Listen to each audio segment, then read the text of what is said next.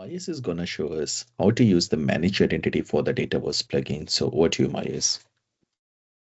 Thank you, Ambesh. Yeah, I think we've teased this when it was announced, and it was moved out, delayed 2 times, I think already. But by the time you watch this video, it should be in general availability. Let's see if that holds true.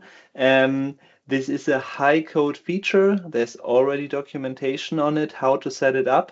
And the main idea is you need an app registration, which I have right here, and the authentication method for it is a federated credential. So let's open this up. And so the credential is issued by the Power Platform, and it is based on a certificate. And the idea is that you sign the plugin assembly with that certificate, so it's like baked in, and it has to be the one with this thumbprint, and then the Power Platform knows, okay, you signed it with this certificate, therefore I will issue a token for that certificate, and the Entra ID will accept that. And will give you also then a token from that Entra ID for this given app registration, and then you can work with it. So access other Azure resources, and I think, so this is a super cool bootstrap. We were missing the storing secrets. And Azure has the key vault, and key vault works, for example, with this. I can just enable on my Azure key vault, okay, this app registration has access to it, and then I can get any credential. So may it be something, I don't know, super old on-premise legacy application that only works with username and password, no modern authentication methods, but I can still save the username and password in a key vault to secure it if I need a Dataverse integration with it.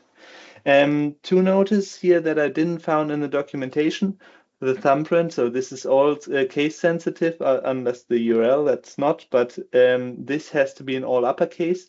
And in my case, the audience, I had to edit it to make it all lowercase. This was in camel case originally. And then high code feature, so a plugin.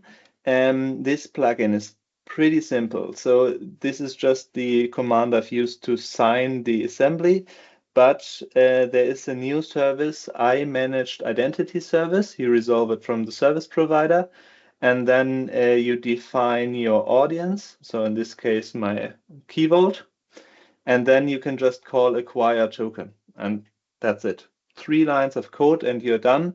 I've put some more here because I didn't want to change the browser. I've stored it to the account I'm looking at currently in the description field. So let's test this out. Currently I have a token in the description field, but I will empty it out.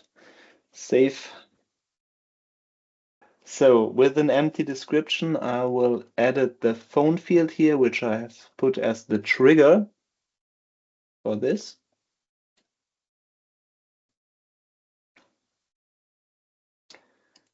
And then in details, we find a new token, and let's, so that's a token in bearer format. That's usual for this.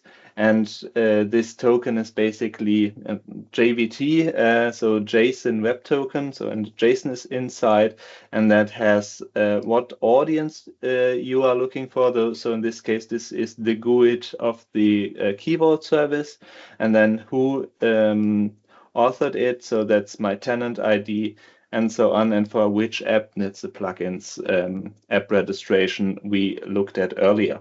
So works quite well actually, is super nice because you have a secure secret now in that you sign the assembly, and after that it's signed and you can't change it anymore.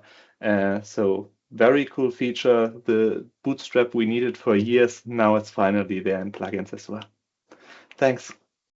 Thank you so much, Marius, for the wonderful demo. Really a lot of takeaway from there and a lot of homework also to do here. But thank you so much.